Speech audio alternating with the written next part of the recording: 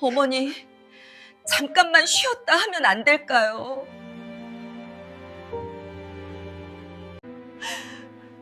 네가 뭘 했다고 쉬어. 너 따위 없어도 이 집은 잘 돌아가. 정말 그렇게까지 말하셔야 해요. 저 정말 서운해요. 새벽 4시, 지수는 찬물에 손끝이 얼어가며 상추를 다듬고 있었다. 남편은 코를 골며 자고 시어머니는 소파에 뉘어 TV 소리를 키웠다. 칠순 잔치 손님 수십 명, 음식 준비는 모두 지수의 몫이었다. 해가 뜨기도 전에 시작된 노동은 해가 져도 끝날 기미가 없었다. 밤 11시, 지수는 소파에 쓰러져 잠들 듯 누워 있었다. 그때였다. 술 냄새를 풍기며 다가온 시어머니가 지수를 발끝으로 툭 밀어 올렸다. 너 이 집이 내 덕에 굴러간다고 착각하지 마. 지수는 힘겹게 몸을 일으켰다. 어머님, 전 그냥 잠시만 쉰다고? 너 따위 없어도 이 집은 끄떡없어. 순간 지수의 손에서 잡고 있던 물컵이 바닥에 떨어지며 산산이 부서졌다. 20년 동안 꾹꾹 눌러 참아온 감정도 함께. 그날 밤 지수는 단 한마디도 하지 않고 조용히 집을 나섰다. 단지 손에 든 것은 낡은 스케치북 한 권뿐이었다. 그녀는 아직 몰랐다. 그 너 따위라는 말이 자신의 인생을 완전히 뒤집는 시작이 될 줄은. 오늘의 사연 시작합니다. 일 너 따위 없어도 된다. 새벽 4시, 지수는 부엌에서 홀로 칼질을 하고 있었습니다. 오늘은 시어머니 박미자의 칠순 잔치였습니다. 수십 명의 친지들이 올 예정이었고 모든 준비는 지수의 몫이었습니다. 어머님, 상추쌈 더 준비할까요? 지수가 거실로 나가 물었지만 박미자는 대답 대신 소파에 앉아 텔레비전만 보고 있었습니다. 알아서 해. 손님들이 부족하다고 하면 안 되니까. 박미자가 채널을 돌리며 말했습니다. 지수는 다시 부엌으로 돌아가 상추를 다듬기 시작했습니다. 손가락 끝이 차가운 물에 빨갛게 얼어갔지만 멈출 수 없었습니다. 여보, 아직 안 끝났어? 성훈이 잠옷 차림으로 부엌에 나타났습니다. 조금만 더 하면 돼. 지수가 고개를 들지 않고 대답했습니다. 엄마가 일찍 하라고 하셨는데 왜 이제야 해? 성훈이 냉장고 문을 열며 말했습니다. 어제 밤까지 청소하느라 늦게 잤어. 그래도 미리미리 해야지. 오늘 중요한 날인데. 성훈은 우유를 꺼내 마시고는 방으로 들어가 버렸습니다. 지수는 입술을 깨물었습니다. 20년 동안 이런 식이었습니다. 모든 준비는 지수가 하고 성과는 시댁 식구들이 가져갔습니다. 오전 11시 손님들이 하나둘 도착하기 시작했습니다. 어머니, 정말 복 받으셨어요. 며느리가 이렇게 잘해드리니. 친척 아주머니 하나가 박미자의 손을 잡으며 말했습니다. 그럼요. 내가 워낙 잘 가르쳤거든요. 박미자가 웃으며 대답했습니다. 지수는 부엌에서 그 말을 들으며 젓가락을 쥔 손에 힘을 주었습니다. 자신이 한 일인데 박미자가 자신의 공으로 돌리고 있었습니다. 지수야, 물 좀 더 가져와. 박미자가 소리쳤습니다. 지수는 물병을 들고 거실로 나갔습니다. 얘가 우리 며느리예요. 정말 대견하죠? 박미자가 손님들에게 지수를 소개했습니다. 아, 그동안 고생 많으셨겠어요. 며느리 보기 정말 좋으시네요. 손님들이 입을 모아 말했습니다. 지수는 고개를 숙이고 인사했지만 마음속은 허전했습니다. 자신이 아니라 며느리라는 역할로만 인정받는 느낌이었습니다. 성훈아, 어머니 생신상 정말 푸짐하다. 성훈의 친구가 말했습니다. 지수가 새벽부터 준비했거든요. 성훈이 대답했습니다. 그래도 어머니가 워낙 잘 가르치셨으니까 가능한 일이죠. 친구가 박미자를 보며 말했습니다. 박미자는 만족스러운 표정으로 고개를 끄덕였습니다. 지수는 다시 부엌으로 들어가 설거지를 시작했습니다. 찬물에 손을 담그고 있으니 마음이 조금 가라앉는 것 같았습니다.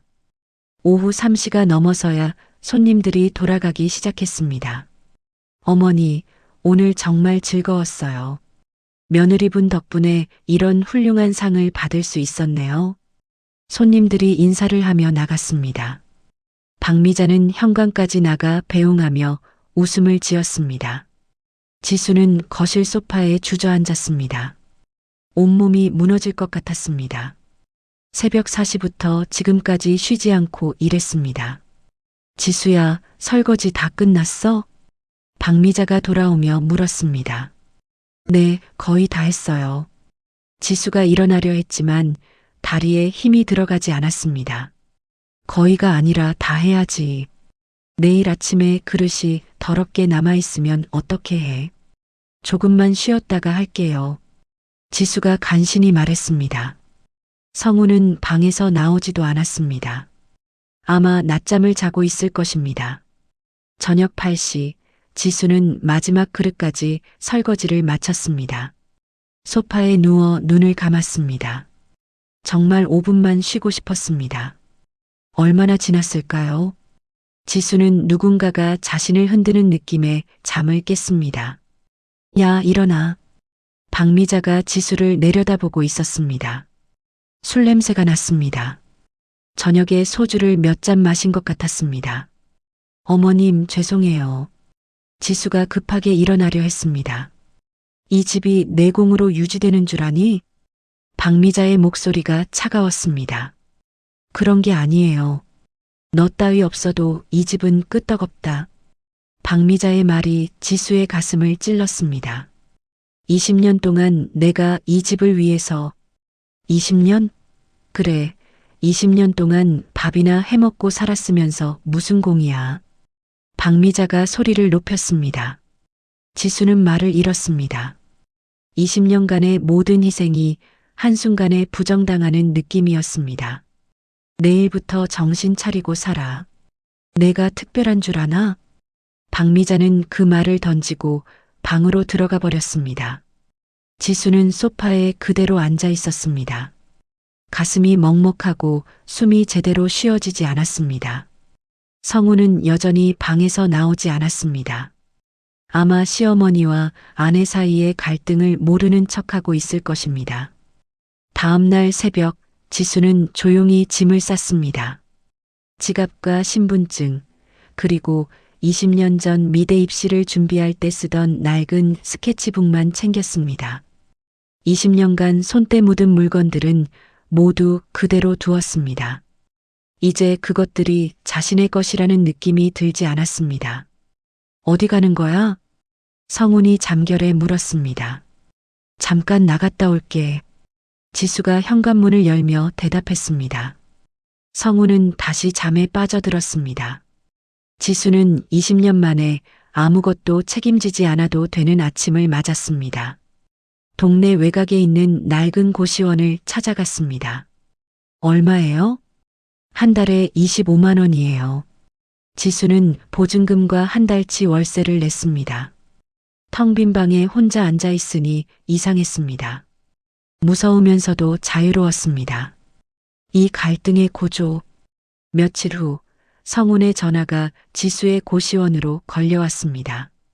지수야, 빨리 집에 와. 성훈의 목소리가 다급했습니다. 왜? 엄마가 쓰러지셨어. 지금 응급실이야. 지수는 핸드폰을 꽉 쥐었습니다. 하지만 발걸음이 떨어지지 않았습니다. 지수야, 들리니? 빨리 와야 해. 알았어.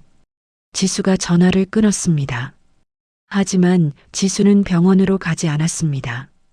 대신 인터넷으로 이혼 전문 변호사를 찾기 시작했습니다. 다음 날 아침 성훈이 또 전화했습니다. 왜 안 와? 엄마가 너를 찾고 계신다고. 나는 안 갈 거야. 지수야, 이게 뭐 하는 짓이야. 가족이 위급한데. 가족이라고 했니? 지수의 목소리가 차갑게 변했습니다. 당연히 가족이지. 20년을 같이 살았는데 그 20년 동안 나를 가족으로 대한 적이나 있어? 성우는 잠깐 말을 잃었습니다. 지수야, 지금 무슨 말을 하는 거야? 이제 당신 집으로 돌아갈 일은 없어. 지수가 단호하게 말했습니다. 뭐? 이혼할 거야. 지수는 전화를 끊어버렸습니다. 오후에 김민경 변호사와 상담을 받았습니다. 20년간 시댁을 위해 지출한 비용을 모두 정리해 보세요.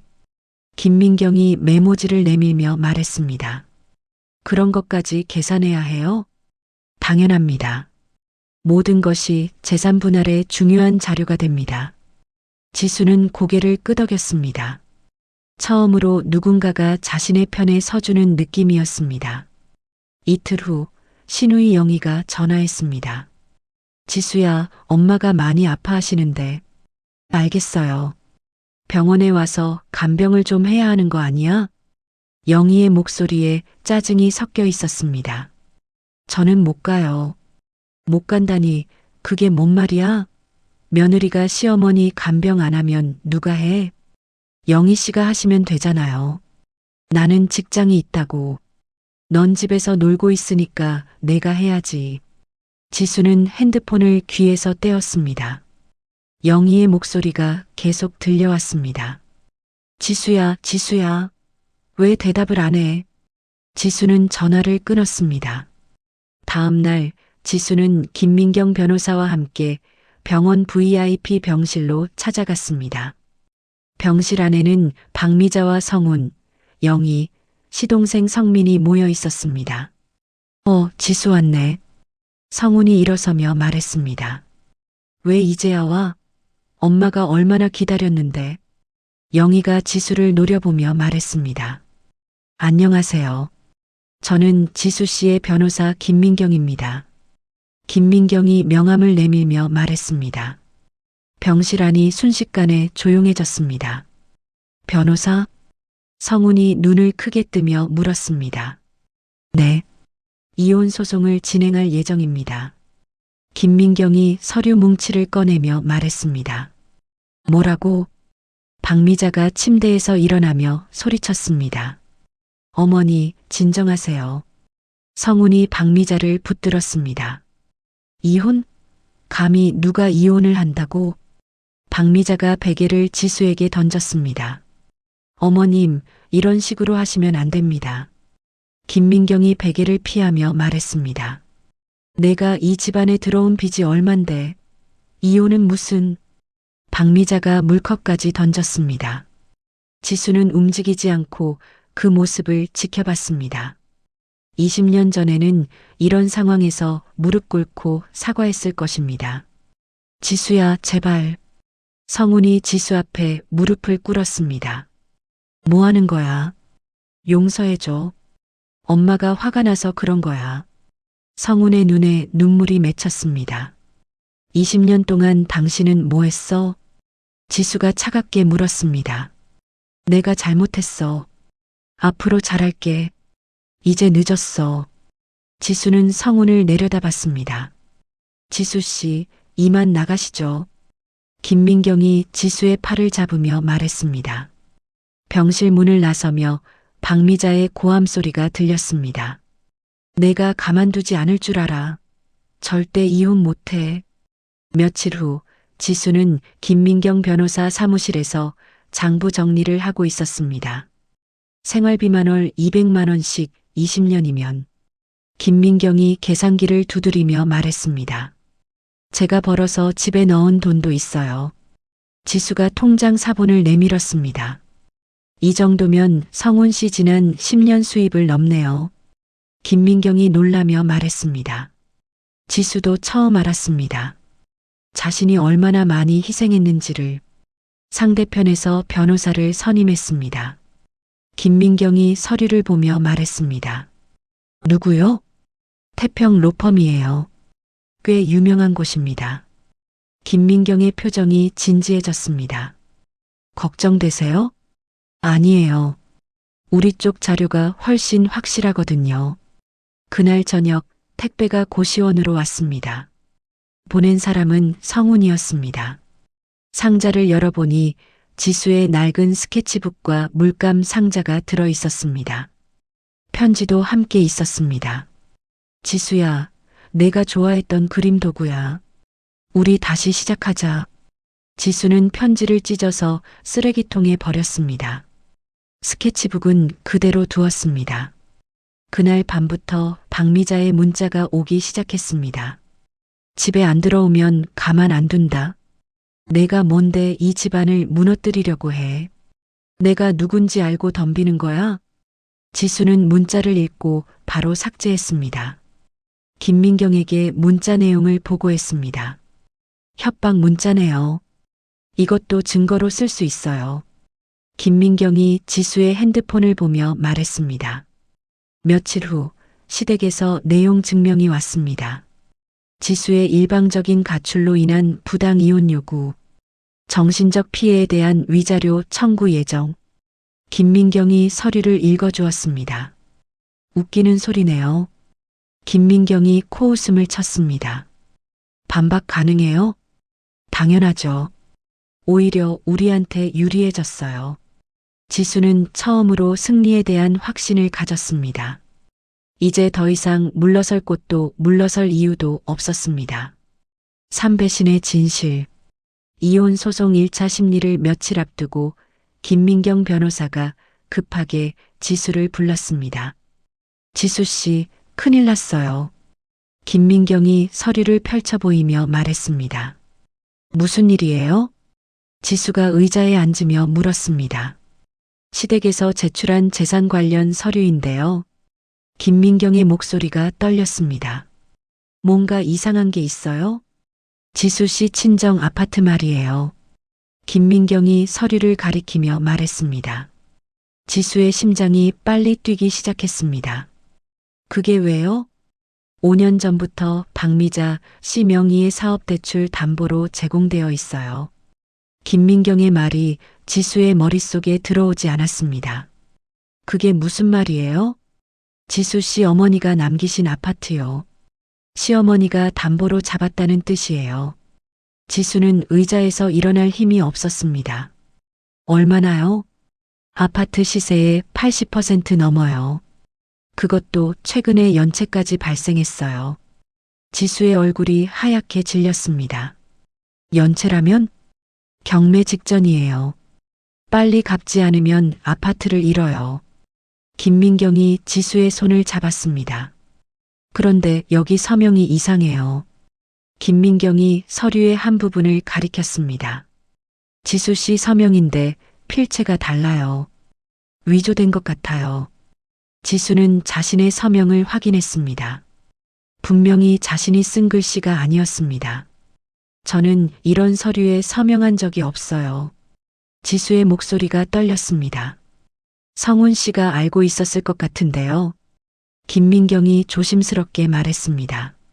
지수는 즉시 성훈에게 전화를 걸었습니다. 지수야, 웬일이야? 성훈의 목소리가 기대에 차 있었습니다. 지금 당장 만나자. 어디서? 병원 앞 카페로 와. 지수는 전화를 끊고 자리에서 일어났습니다. 지수 씨, 진정하세요. 김민경이 지수의 팔을 붙들었습니다. 저 혼자 가볼게요. 위험할 수 있어요. 괜찮아요. 이건 제가 직접 들어야 해요. 1시간 후 지수는 병원 앞 카페에서 성훈을 기다리고 있었습니다. 지수야. 성훈이 들어오며 조심스럽게 말했습니다. 앉아. 지수가 차갑게 말했습니다. 성훈은 지수 맞은편에 앉았습니다. 우리 아파트 말이야. 지수가 천천히 입을 열었습니다. 아파트? 성훈의 표정이 굳어졌습니다. 엄마 아파트. 시어머니가 담보로 잡았다면서? 성훈은 고개를 숙였습니다. 너 알고 있었지? 지수야. 5년 동안 알고 있으면서 왜 말 안 했어? 지수의 목소리가 높아졌습니다. 엄마가 사업 때문에 어쩔 수 없이 내 허락도 없이 엄마가 너무 간절하게 부탁하셔서 성훈이 눈물을 흘리기 시작했습니다. 그래서 내 서명을 위조했다는 거야? 그건 아니야. 나는 몰랐어. 몰랐다고? 5년 동안 몰랐다고? 지수가 테이블을 치며 일어났습니다. 주변 사람들이 쳐다봤지만 지수는 신경 쓰지 않았습니다. 지수야, 앉아. 사람들이 봐. 이제 와서 체면 차려. 지수가 소리쳤습니다. 미안해. 정말 미안해. 성훈이 울며 말했습니다. 미안하다고 해서 달라지는 게 있어? 이혼하지 않으면 대출금을 내가 갚을게. 성훈이 지수의 손을 잡으려 했습니다. 지수는 손을 뿌리쳤습니다. 너한테 그런 돈이 어딨어? 회사에서 대출 받아서라도. 그만해. 이제 진짜 끝이야. 지수는 가방을 들고 카페를 나왔습니다. 고시원으로 돌아가는 길에 지수는 울지 않았습니다.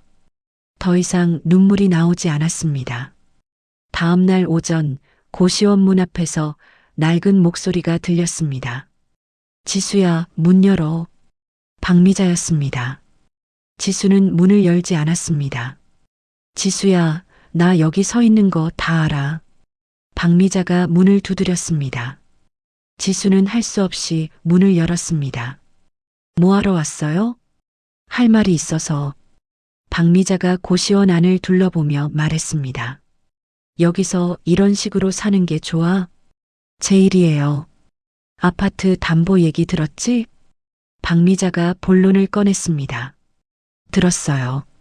내가 대출금만 갚으면 아무 일도 없어. 지수는 박미자를 빤히 쳐다봤습니다.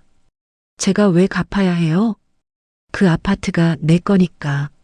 제 허락도 없이 담보로 잡은 건 어머님이잖아요. 내가 돈을 벌 능력이 없으니까 내가 안전장치를 만들어 놓은 거야. 박미자가 태연하게 말했습니다. 안전장치라고요? 그래. 너 혼자 살면서 뭘 할 수 있겠어. 집안에 붙어 있어야 안전하지. 지수는 더 이상 말을 할 수 없었습니다. 그러니까 빨리 집에 들어와. 모든 걸 원래대로 돌려놓자. 박미자가 지수의 어깨를 툭툭 치며 말했습니다. 안 갈 거예요. 지수가 단호하게 말했습니다.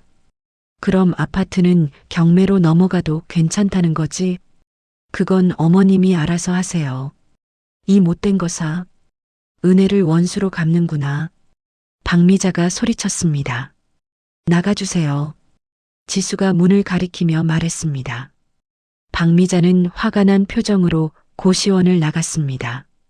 그날 오후 지수는 김민경에게 모든 상황을 알렸습니다. 이건 단순한 재산 분할 문제가 아니에요. 김민경이 심각한 표정으로 말했습니다. 사기죄와 사문서 위조죄로 형사 고소할 수 있어요. 정말요? 네. 지수 씨 동의 없이 서명을 위조했으니까요. 지수는 고개를 끄덕였습니다. 그런데 아파트는 어떻게 해요? 일단 가처분 신청을 해서 경매를 중단시켜야 해요. 김민경이 달력을 보며 말했습니다. 시간이 얼마 없어요. 빨리 움직여야 해요. 그날 저녁 지수는 고시원을 정리했습니다. 김민경이 소개해준 월세방으로 이사하기로 했습니다. 새로운 방은 작지만 깨끗했습니다. 무엇보다 고시원보다 조용했습니다.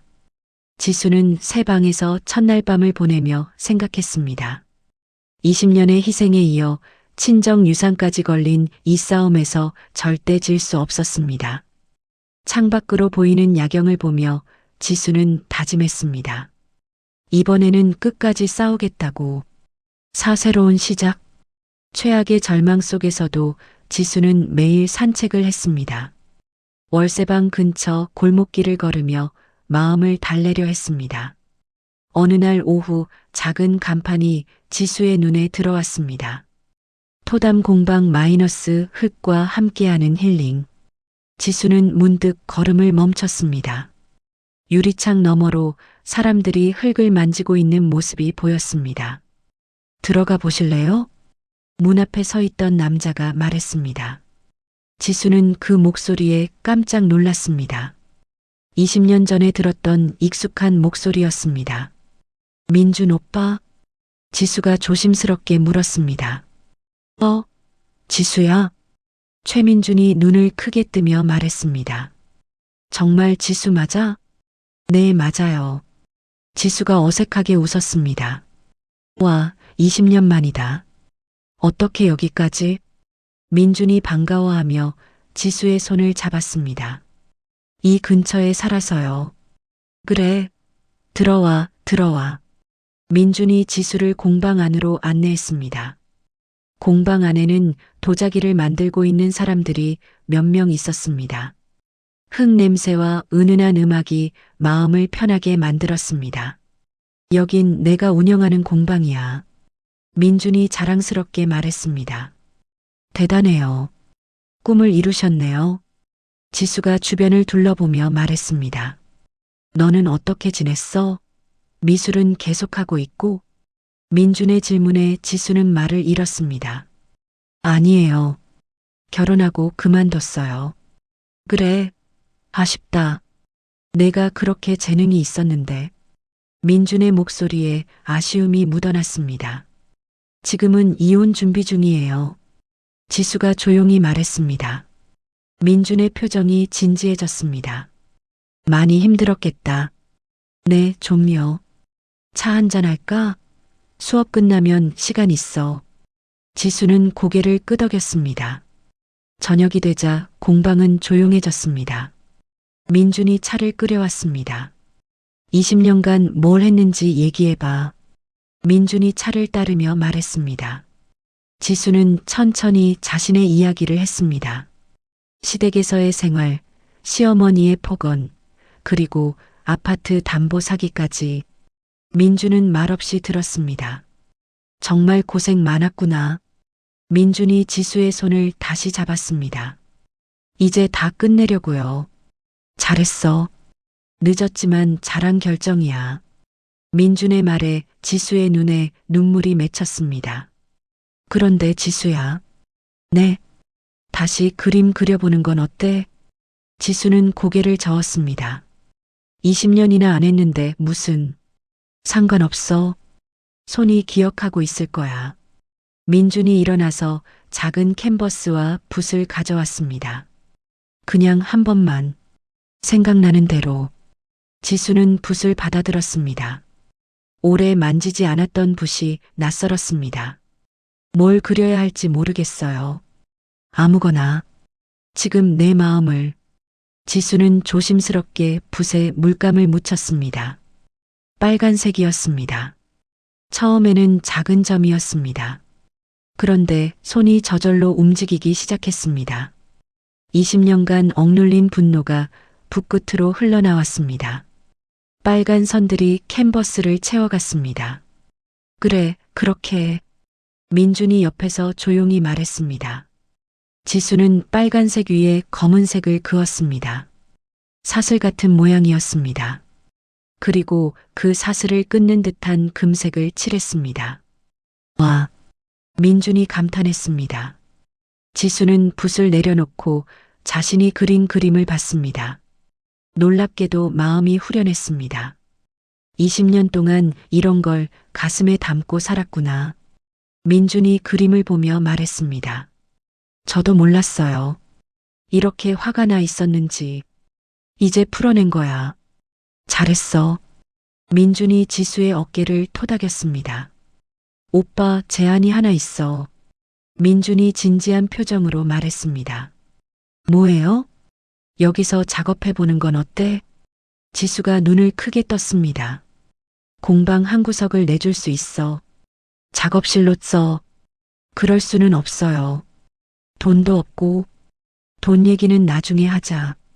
일단 시작해보는 거야. 민준이 웃으며 말했습니다. 정말요? 그래. 내가 다시 그림을 그렸으면 좋겠어. 지수의 가슴이 두근거렸습니다. 20년 만에 느끼는 설렘이었습니다. 도예도 가르쳐 줄게. 흙 만지는 것도 좋거든.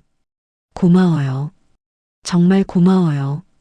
지수가 민준에게 깊이 고개를 숙였습니다. 고맙긴. 우리 동기잖아. 다음 날부터 지수는 공방에 나가기 시작했습니다. 민준이 한 구석에 마련해준 작은 작업 공간이었습니다. 오늘은 뭘 할까? 민준이 물어봤습니다.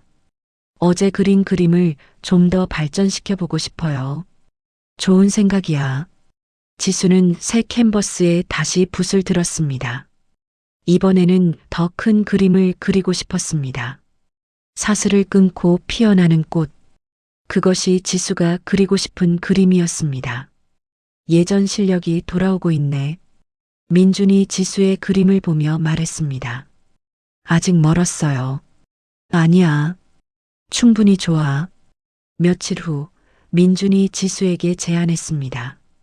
지수야, 공방 하나 차려보는 게 어때? 제가요? 그래. 내 이름으로 된 공방. 지수는 상상해 봤습니다. 자신의 이름이 걸린 공방을.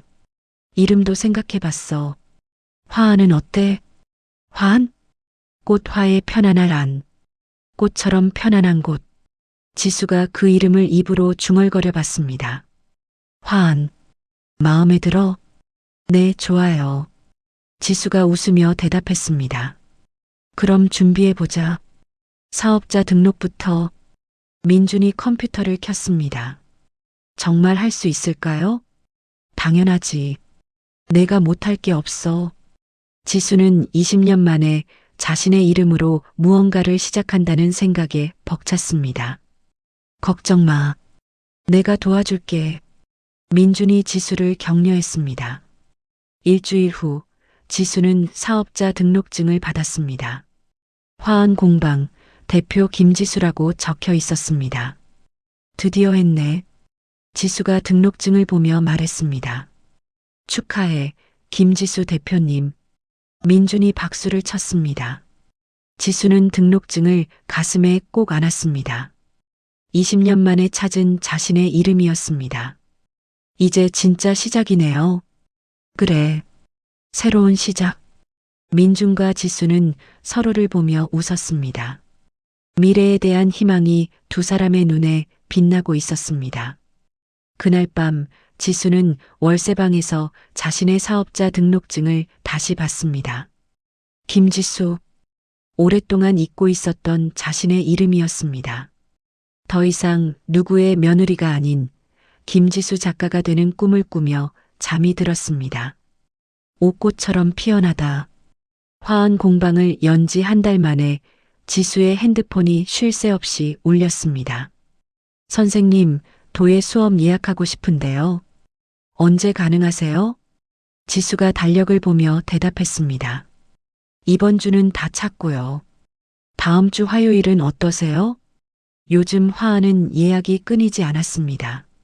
지수가 만든 도예 작품들이 인스타그램에서 화제가 되었기 때문입니다. 언니, 이거 정말 예뻐요.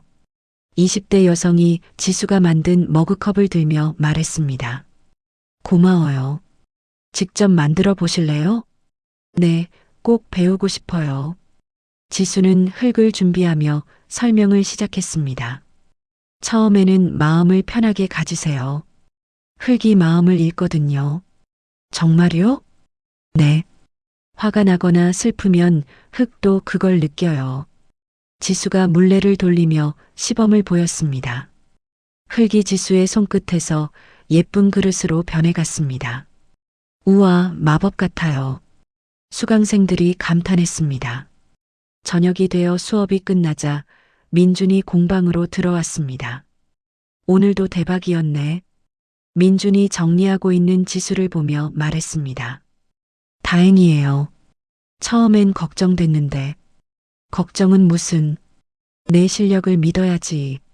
민준이 지수의 작품들을 둘러보며 말했습니다. 지수야, 제안이 있어. 또 뭔 제안이에요? 지수가 웃으며 물었습니다. 개인전 해보는 거 어때? 지수의 손이 멈췄습니다. 개인전이요? 그래. 내 작품들이 충분히 훌륭해. 아직 멀었어요. 아니야. 내가 갤러리 사장이랑 아는 사이거든. 소개해 줄게. 지수는 망설였습니다. 자신 없어요. 아직 실력이. 지수야, 20년 전 내가 얼마나 대단했는지 기억해? 민준이 지수의 어깨를 잡고 말했습니다. 그때와 지금은 달라요. 더 깊어졌어.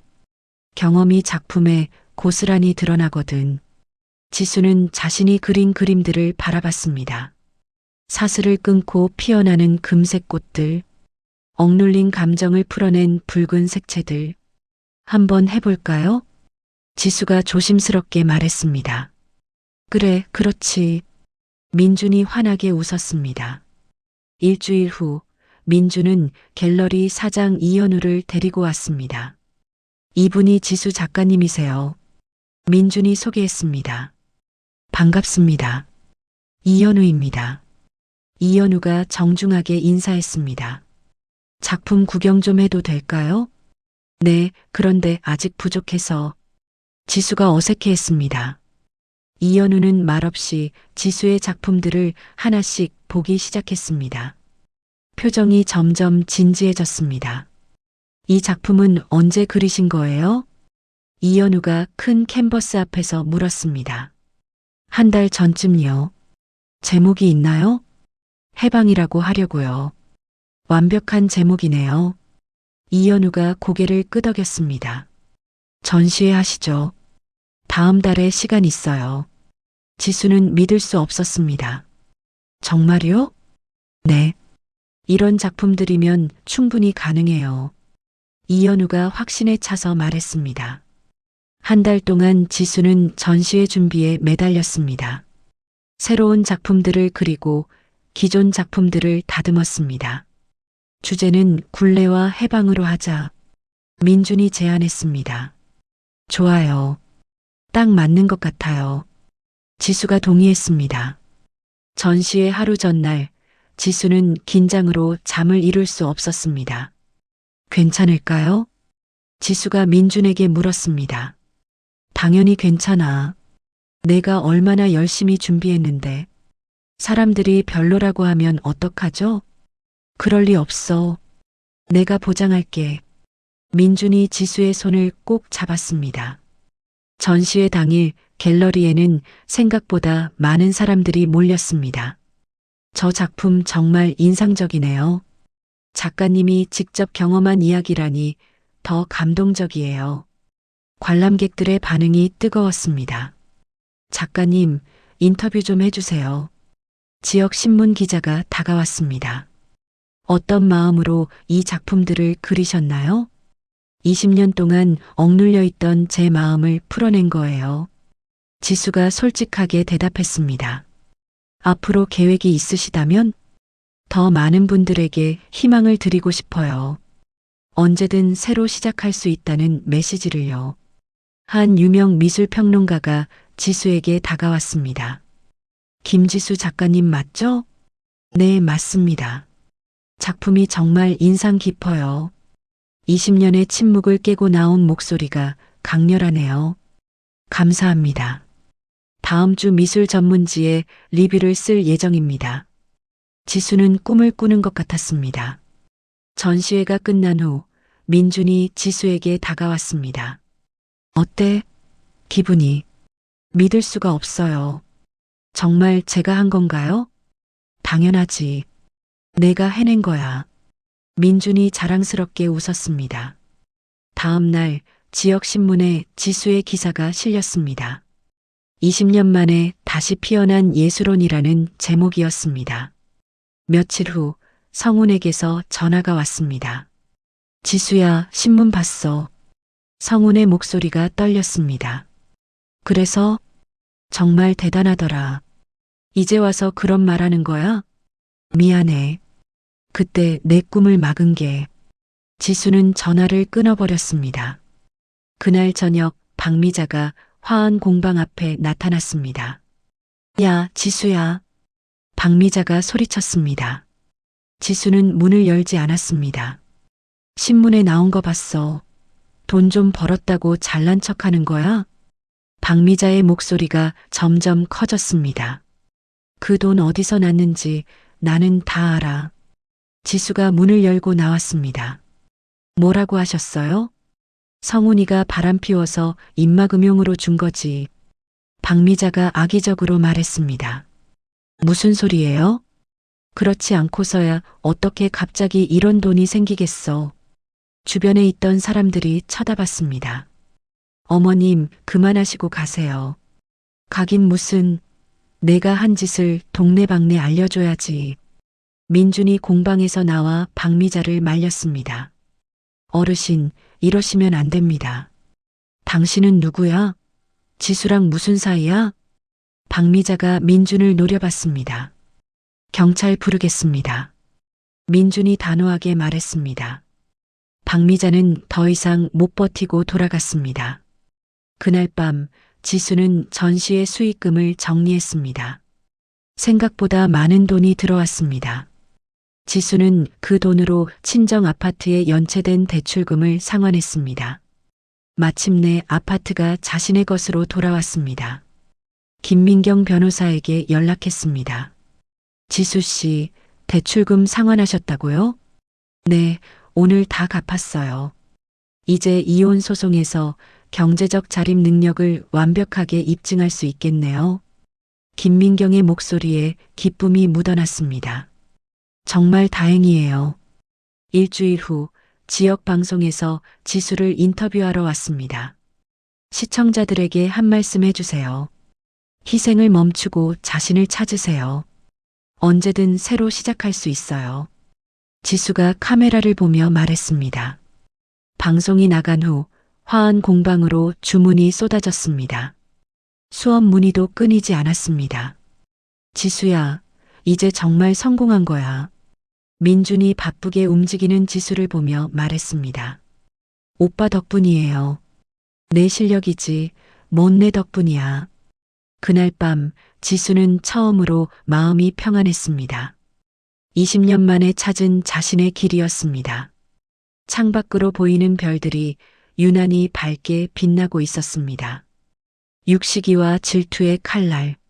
전시회 성공 직후 김민경 변호사가 급하게 지수를 불렀습니다.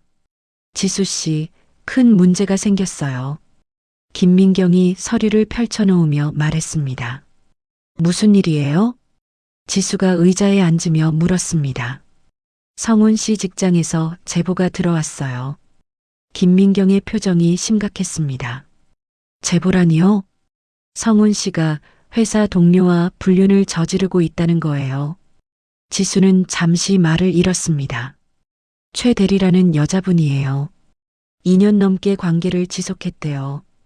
김민경이 조심스럽게 말했습니다. 증거는 있어요? 네. 호텔 출입 기록, 문자 내용까지 다 있어요. 지수는 오히려 마음이 편해졌습니다. 다행이네요. 다행이라니요? 이제 완전히 끝낼 수 있잖아요. 지수가 담담하게 말했습니다. 김민경은 지수의 차분한 반응에 놀랐습니다. 위자료 청구 금액을 높일 수 있어요. 그렇게 해주세요. 지수가 고개를 끄덕였습니다. 그날 오후 성훈에게서 전화가 왔습니다.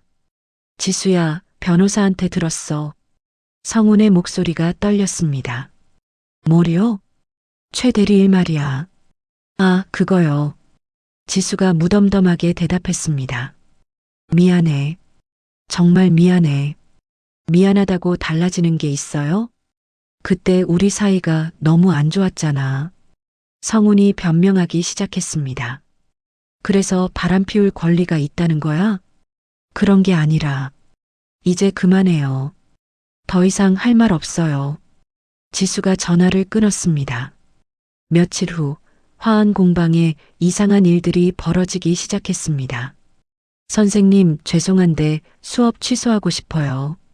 단골 수강생이 전화를 걸어왔습니다. 무슨 일이세요? 그냥요. 개인적인 사정이 생겨서요. 그날 하루에만 5명이 수업을 취소했습니다. 이상하네. 갑자기 왜 이러지? 지수가 혼잣말을 했습니다. 다음 날 아침 민준이 급하게 공방으로 뛰어왔습니다. 지수야, 큰일 났어. 민준이 핸드폰을 들이밀며 말했습니다. 왜요? 온라인 커뮤니티에 내 얘기가 올라와 있어. 지수가 핸드폰 화면을 봤습니다. 성공한 예술가 며느리의 이중생활이라는 제목의 글이었습니다. 뭐 이런 게 다 있어요? 지수가 글을 읽기 시작했습니다. 글에는 지수가 부적절한 관계를 통해 돈을 벌었다는 내용이 적혀 있었습니다. 누가 이런 거짓말을? 익명이긴 한데 내용을 보니까 시댁에서 올린 것 같아. 민준이 분석했습니다. 분명 시어머니 짓이에요. 지수가 이를 악물며 말했습니다. 그날 오후부터 공방 앞이 시끄러워지기 시작했습니다. 환불해주세요. 사기꾼한테 돈 낸 거 돌려받을 거예요. 수강생 몇 명이 공방 앞에서 소리를 지르고 있었습니다. 지수는 공방 문을 열고 나갔습니다. 무슨 일이세요? 선생님이 그런 분인 줄 몰랐어요. 한 중년 여성이 화를 내며 말했습니다. 그런 분이라니 무슨 말씀이세요? 인터넷에 다 나와 있잖아요. 부적절한 관계로 돈 번 거. 지수는 한숨을 쉬었습니다. 그건 거짓말이에요. 거짓말이면 왜 글이 계속 올라오겠어요? 정말 거짓말이에요. 저는 정정당당하게 일했어요. 지수가 목소리를 높였습니다.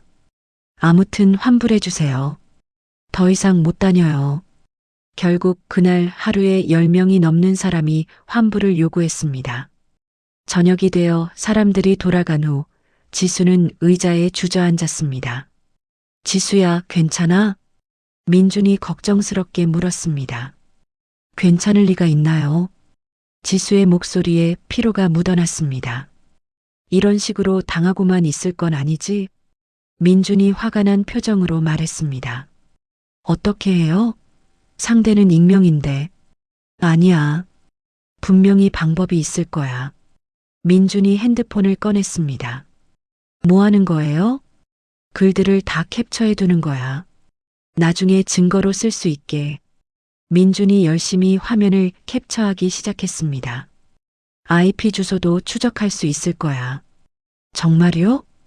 그래. 전문가한테 부탁해 볼게. 지수는 처음으로 희망을 느꼈습니다. 다음 날 오전 김민경 변호사를 찾아갔습니다. 이런 일까지 일어났군요. 김민경이 인터넷 글들을 보며 말했습니다. 명예훼손으로 고소할 수 있어요? 당연하죠. 이건 명백한 허위사실 유포예요. 김민경이 확신에 찬 목소리로 말했습니다. 영업방해도 추가할 수 있고요. 그럼 박미자를 고소할 수 있다는 거죠? 네. 증거만 확보되면 바로 가능해요. 지수는 마음을 다잡았습니다. 이번엔 끝까지 갈 거예요. 잘 생각하셨어요.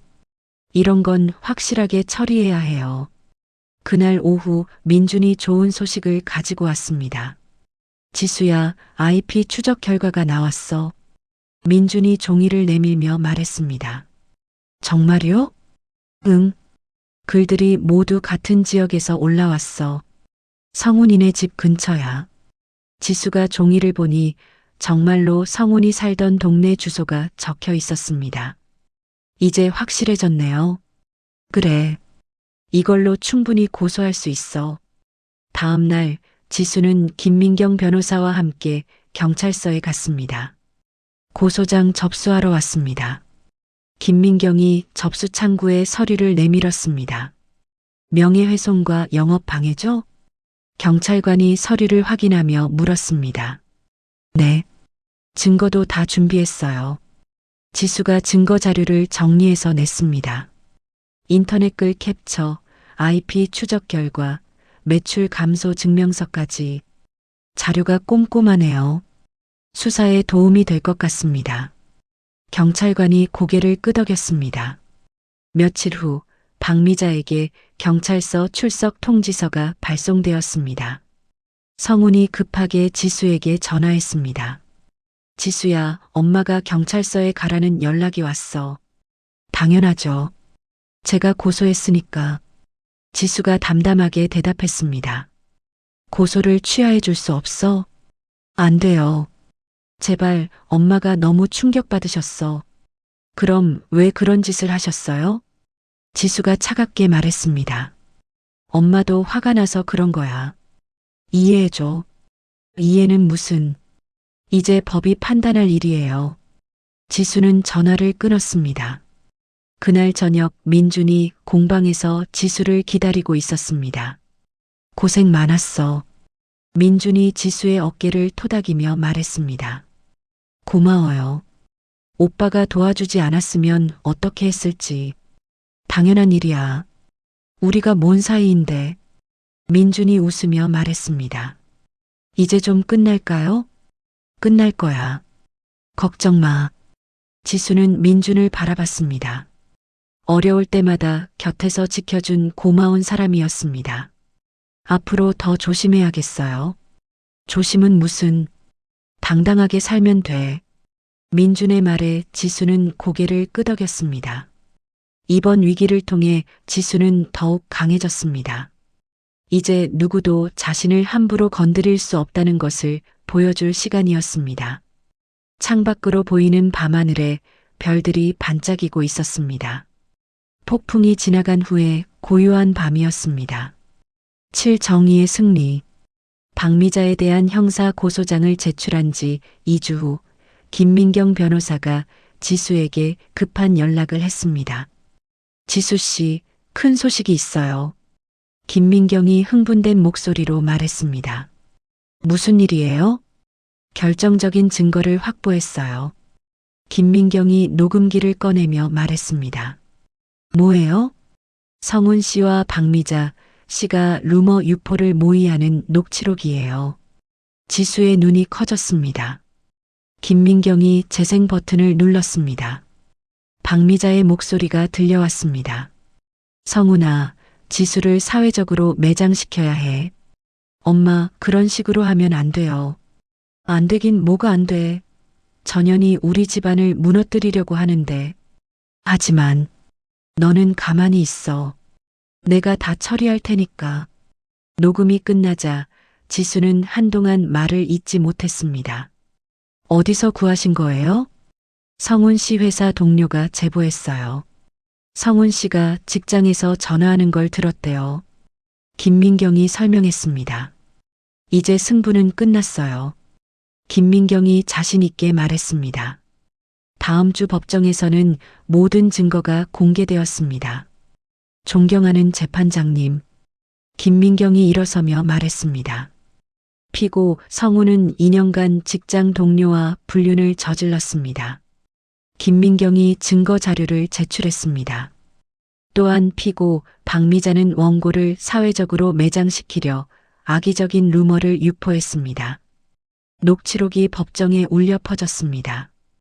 방청석에서 한숨소리가 들려왔습니다. 성훈은 고개를 숙이고 있었고 박미자는 얼굴이 하얗게 질려 있었습니다. 피고 측 변호사님, 반박하실 말씀이 있으십니까? 재판장이 물었습니다.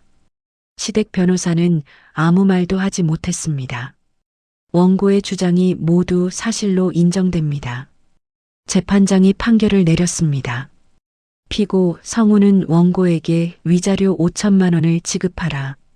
지수는 가슴이 뛰었습니다. 피고 박미자는 명예훼손으로 인한 피해 보상금 2천만 원을 지급하라. 박미자가 의자에서 휘청거렸습니다. 또한 원고 친정 아파트의 소유권은 원고에게 온전히 반환한다. 재판장의 마지막 말에 지수는 눈물이 났습니다. 법정을 나서며 김민경이 지수의 손을 잡았습니다. 축하해요. 완전한 승리예요. 고마워요. 정말 고마워요. 지수가 김민경에게 깊이 고개를 숙였습니다. 법정 밖에서 기자들이 몰려들었습니다. 지수 씨, 소감 한 말씀 해주세요. 정의가 실현되어 다행입니다. 지수가 담담하게 대답했습니다. 앞으로 계획이 있으시다면 제 일에만 집중할 예정입니다. 성훈이 지수에게 다가왔습니다. 지수야, 마지막으로 한 번만. 할 말 없어요. 지수가 성훈을 외면했습니다. 제발 용서해줘. 용서는 스스로 하세요. 지수는 성운을 뒤로 하고 걸어갔습니다. 며칠 후 지역 신문에 대대적으로 보도되었습니다. 헌신적 며느리의 용기 있는 법적 대응 승리라는 제목이었습니다. 화한 공방으로 사과 전화가 쇄도했습니다. 선생님, 죄송해요. 오해했어요. 다시 수업 받을 수 있을까요? 지수는 모든 사과를 받아주었습니다. 괜찮아요. 이제 다시 시작해봐요. 공방은 이전보다 더 활기를 되찾았습니다. 민준이 꽃다발을 들고 나타났습니다. 축하해, 지수야. 고마워요. 오빠가 없었으면 불가능했을 거예요. 내가 해낸 거야. 나는 옆에서 지켜본 것뿐이야. 민준이 웃으며 말했습니다. 그날 저녁 성훈에게서 마지막 편지가 왔습니다. 지수는 편지를 읽지 않고 김민경에게 보냈습니다. 앞으로 연락 오면 모두 변호사님께 보낼게요. 잘 생각하셨어요. 깨끗하게 정리하는 게 좋아요. 며칠 후 박미자가 명예훼손 혐의로 검찰에 기소되었다는 소식이 들렸습니다. 성우는 회사에서 해고 통보를 받았다고 했습니다. 지수는 그 소식을 들어도 마음이 움직이지 않았습니다. 이제 정말 끝났네요. 지수가 민준에게 말했습니다. 그래, 이제 시작이야. 시작이요? 내 인생의 진짜 시작 말이야. 민준이 지수의 어깨에 손을 올렸습니다. 화한 공방에는 예약이 다시 밀려들었습니다. 오히려 지수의 이야기를 듣고 찾아오는 사람들이 늘었습니다. 선생님처럼 용기 내고 싶어요. 저도 새로 시작하고 싶어서 왔어요. 지수는 그들에게 희망을 주는 것이 자신의 새로운 역할임을 깨달았습니다. 언제든 늦지 않아요. 제가 40에 시작했잖아요. 수업이 끝난 후 민준이 지수에게 제안했습니다. 지수야, 갤러리 확장하는 건 어때? 갤러리요? 그래. 화환을 더 큰 공간으로 옮기는 거야. 지수는 생각해 봤습니다. 좋아요. 더 많은 사람들을 만날 수 있겠네요. 그럼 준비해 보자. 지수 갤러리로 이름도 바꾸고. 지수 갤러리라니 좋은데요? 두 사람은 서로를 보며 웃었습니다. 그날 밤 지수는 친정 아파트를 보러 갔습니다. 어머니가 남겨주신 유일한 유산이 다시 자신의 것이 되었습니다. 어머니, 제가 지켜냈어요. 지수가 하늘을 올려다보며 혼잣말했습니다. 법원에서 받은 서류를 가슴에 품었습니다.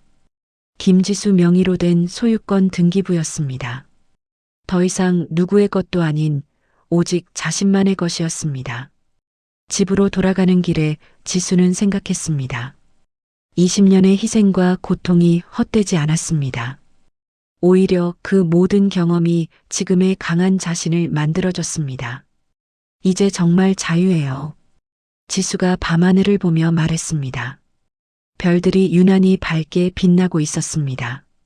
새로운 미래를 알리는 축복의 빛처럼 보였습니다. 휴대폰이 울렸습니다. 민준이었습니다. 지수야, 내일 갤러리 보러 갈까? 네, 좋아요. 지수가 환하게 웃으며 대답했습니다.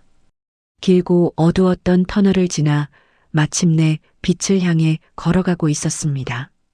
더 이상 뒤돌아볼 이유도 필요도 없었습니다. 앞만 보고 걸어가면 되는 새로운 인생이 시작된 것입니다. 팔 진정한 나를 찾다. 모든 소송이 마무리된 지 2년이 흘렀습니다. 지수 갤러리 개관을 축하드립니다. 화려한 리본을 자르며 지수가 환하게 웃었습니다. 새로 문을 연 갤러리는 화한 공방보다 3배나 큰 공간이었습니다. 김지수 작가님, 소감 한 말씀 해주세요. 기자가 마이크를 내밀었습니다. 2년 전 작은 공방에서 시작한 일이 이렇게 커질 줄 몰랐어요. 지수가 갤러리 안을 둘러보며 말했습니다. 앞으로의 계획이 있다면요? 더 많은 분들과 예술을 나누고 싶어요. 특히 새로 시작하려는 분들에게 희망을 주고 싶고요. 민준이 지수 옆에 서서 박수를 쳤습니다. 정말 대단해. 2년 만에 이런 갤러리를 차리다니. 오빠 덕분이에요. 혼자였으면 불가능했을 거예요. 아니야. 내 실력과 노력의 결과야. 민준이 자랑스럽게 말했습니다. 개관 첫날부터 갤러리는 사람들로 북적였습니다. 선생님, 저도 40살인데 새로 시작할 수 있을까요? 50대 여성이 지수에게 다가와 물었습니다. 물론이에요. 나이는 숫자에 불과해요. 정말 용기가 나요. 저도 꿈을 포기하지 않을게요. 응원할게요. 언제든 힘들면 여기 와서 이야기하세요. 지수가 따뜻하게 미소 지었습니다. 저녁이 되어 손님들이 돌아간 후 지수와 민주는 조용히 와인을 마셨습니다. 지수야, 성훈이 소식 들었어? 민준이 조심스럽게 물었습니다. 들었어요. 고시원에서 산다면서요? 그래. 박미자 씨는 요양원에 들어가셨대. 지수는 잠시 생각에 잠겼습니다. 불쌍하긴 해요. 하지만 자업자득이죠. 너무 냉정한 게 아니야? 냉정한 게 아니라 현실적인 거예요. 저는 더 이상 그들을 위해 마음 쓸 여유가 없어요. 민준이 고개를 끄덕였습니다. 그래, 내 말이 맞아. 며칠 후 지수는 친정 아파트를 정리하기로 했습니다. 이제 이곳도 정리할 때가 됐네요. 지수가 어머니 유품을 보며 말했습니다. 아파트에는 어머니의 추억이 가득했습니다. 하지만 지수는 더 이상 과거에 얽매이고 싶지 않았습니다. 어머니, 새로운 곳에서 새로 시작할게요. 지수가 어머니 영정 앞에서 인사했습니다. 한 달 후 지수는 바다가 보이는 교회 마을에 새 집을 마련했습니다. 여기 정말 좋네. 민준이 새 집을 둘러보며 말했습니다. 바다가 보여서 마음이 편해요. 지수가 창밖을 내다보며 말했습니다. 새로운 작품 영감도 많이 얻을 것 같아. 그럴 것 같아요. 여기서 그린 그림들이 기대돼요. 새 집에서의 첫날 밤, 지수는 오랜만에 깊이 잠들었습니다. 파도 소리가 자장가가 되어 주었습니다. 다음 달 지수 갤러리에서 개관 기념 개인전이 열렸습니다. 이번 전시 주제는 나를 찾은 색입니다. 지수가 갤러리 투어를 하며 설명했습니다. 저의 자화상인 해방된 여인이 메인 작품이에요. 그림 속 여인은 환하게 웃고 있었습니다. 사슬에서 벗어나 자유롭게 날아오르는 모습이었습니다. 정말 감동적이에요. 저도 선생님처럼 용기 내고 싶어요. 관람객이 눈물을 흘리며 말했습니다. 할 수 있어요. 언제든 시작할 수 있어요. 지수가 격려했습니다. 전시의 마지막 날, 지수는 특별한 발표를 했습니다.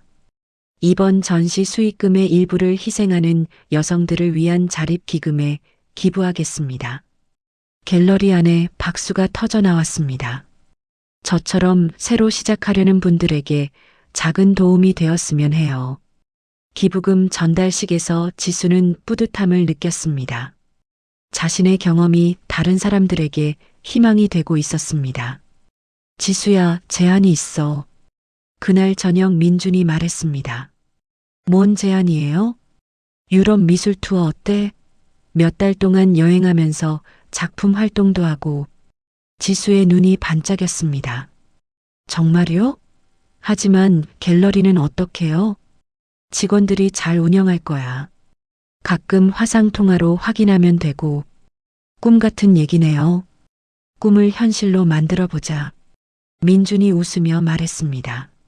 한 달 후 지수는 민준과 함께 인천국제공항에 서 있었습니다. 드디어 떠나는군요. 지수가 탑승권을 보며 말했습니다. 20년 전에 포기했던 꿈을 이제 이루는 거야. 그때는 해외여행은 꿈도 못 꿨는데 이제 내가 원하는 건 다 할 수 있어. 비행기에서 내려다본 지구는 아름다웠습니다. 지수는 창밖을 보며 생각했습니다.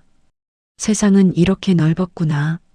첫 번째 목적지인 이탈리아 피렌체에 도착했습니다. 와, 정말 그림 같아요. 지수가 두오모 성당을 보며 감탄했습니다. 여기서 그림 그려볼까? 민준이 작은 캔버스와 물감을 꺼냈습니다. 지수는 길거리에 앉아 그림을 그리기 시작했습니다. 하지만 주변 풍경이 아닌 자신만의 감정을 담아 그렸습니다. 뭘 그리는 거야? 지나가던 외국인이 영어로 물었습니다. 제 마음이요.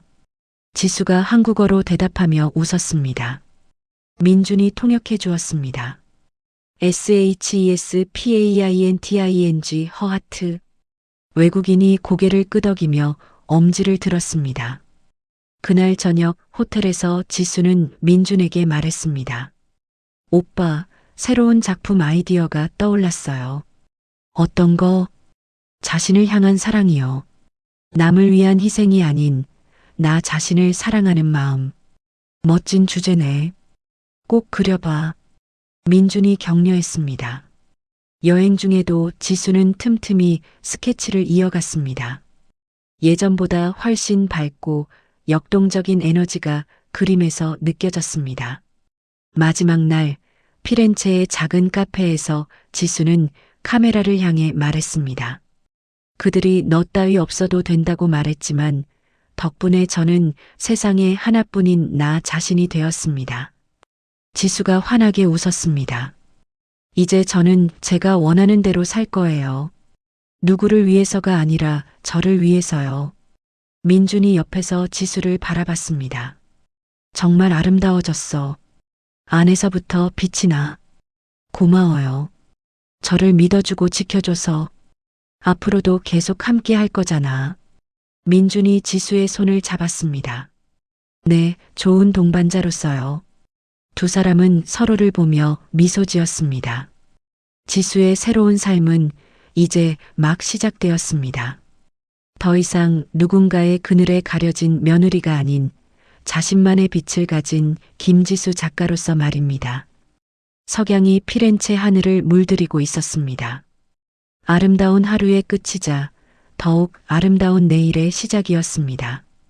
지수는 스케치북을 펼쳐들고 그 순간을 그림으로 남겼습니다. 행복한 미래를 향한 첫 번째 작품이 될 것입니다. 지수의 이야기가 막을 내렸습니다. 20년간 며느리라는 이름으로만 살아왔던 한 여인이 마침내 김지수라는 자신의 이름을 되찾았습니다. 시어머니의 너 따위 없어도 된다는 잔혹한 말이 오히려 그녀를 해방시킨 열쇠가 되었죠. 때로는 우리 인생에서 가장 아픈 순간이 새로운 시작의 신호일 수 있습니다. 지수처럼 40대에 다시 붓을 들어도 50대에 새로운 꿈을 꿔도 언제든 늦지 않습니다. 희생만이 미덕이 아닙니다.